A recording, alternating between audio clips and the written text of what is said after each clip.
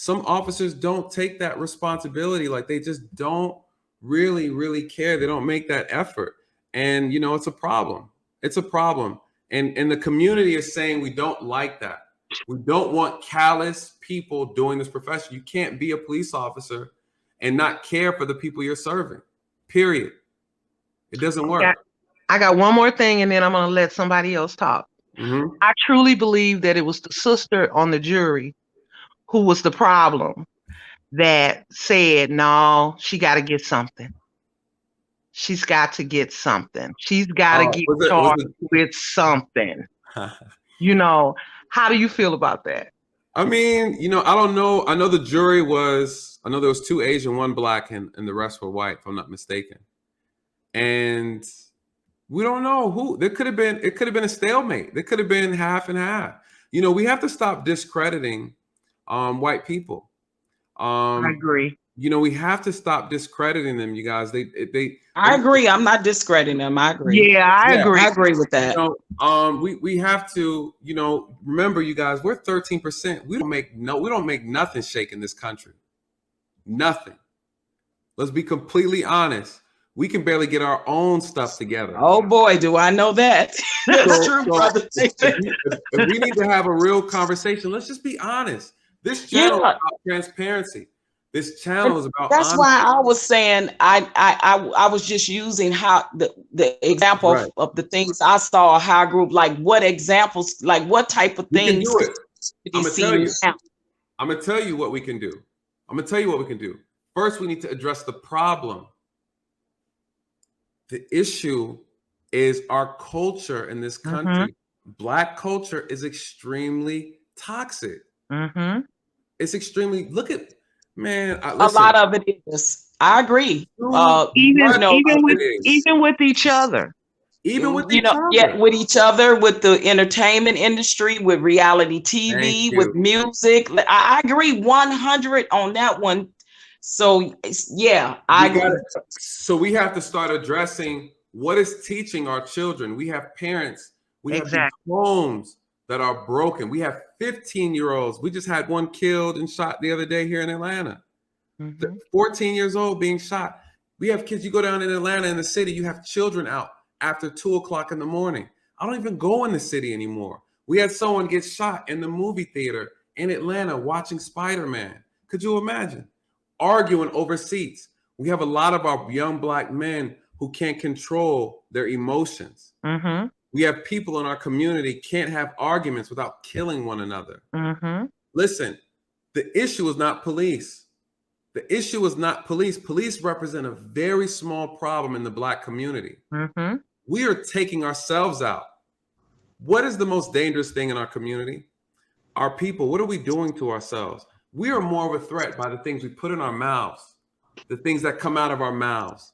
And this one finger right here.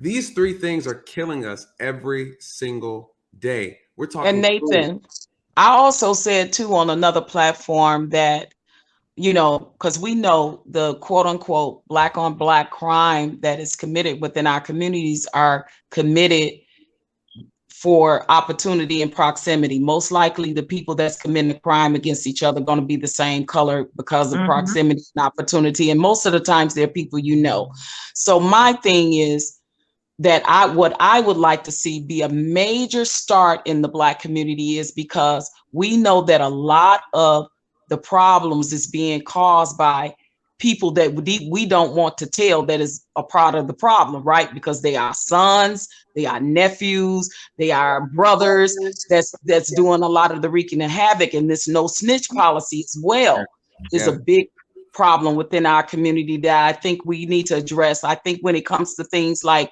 you don't want to tell on this person, but that they are wreaking havoc in the community and committing crimes. It's like we need to step up as a community as well. And in order to take back the neighborhoods is to say, no, this is not going to be acceptable. And you're not going to do this. And I don't care. I have conversations with my son. You commit a crime. I'm not that mama. I'm not that mother that's going to cover up your crime, going to coddle you. And you commit a crime unnecessary that you don't have to commit. Right. you're going to face those consequences. Now, if you're trying to defend your very life or something, that's a different story. Right. You know, you have the conversations, you raise them right from wrong, you raise them to respect the law and all those things. But there are a set of people in our communities that know that they have these sons, these nephews, these cousins, these brothers that are doing these atrocities that are bringing the community down as a whole too. So yes, and we have to take accountability for that as well. I agree.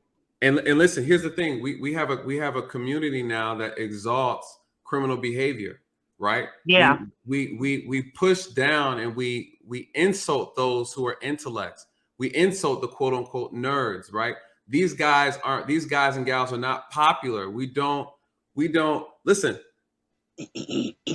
What is that? What's the lady's name? Who got the Woman of the Year award for the music? WAP. Cardi B. And yes, so these are women that are now being exalted in our community, and no taking away from them being an entertainer and their music and things of that nature. But what is it saying, right? Who are our real leaders? We are looking for entertainers and athletes. These are the ones that we're listening to when we have real educators in our community that we don't pay any mind to. So the question is, we are following blind people. Right? Yeah, they're part of the problem. They're perpetuating it. They're definitely a part of the problem. And they're not part of the problem because no one asked them to be leaders. The thing is this: we are educated people. We know how to spend money. We know what to do, the things that we want to do.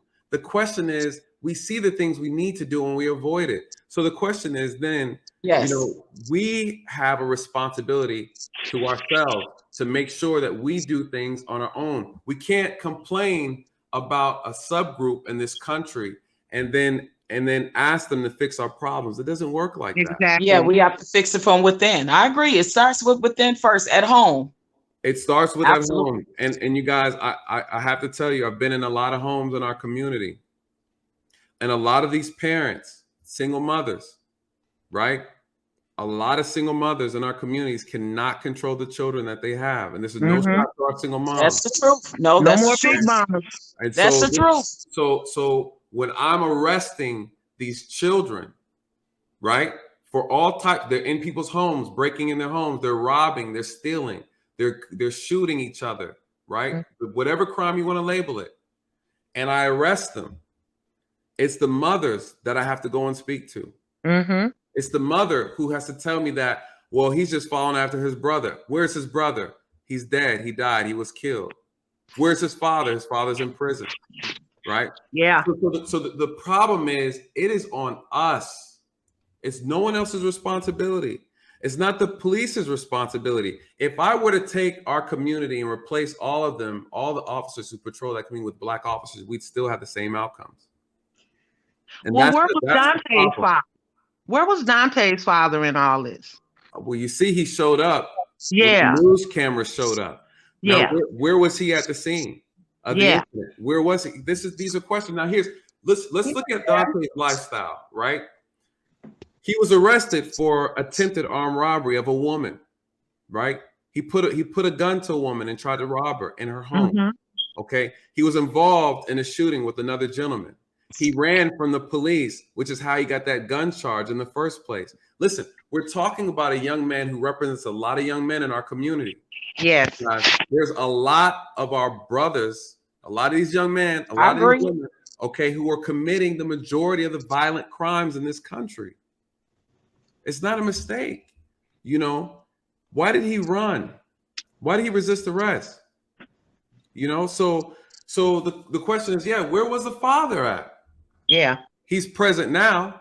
So, you know, those things have to be said. So I do still believe that I know ultimately it's our responsibility in our communities to fix the problem first, but I am still an advocate for police and that community having some type of relationship. You know what I mean?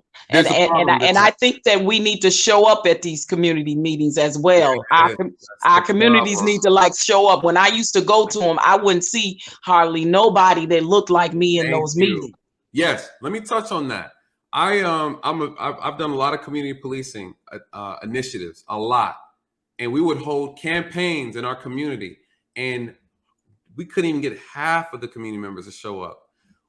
I had a meeting at the school board one time, and I was trying to advocate for why we want school want kids in uniforms in the county I was working.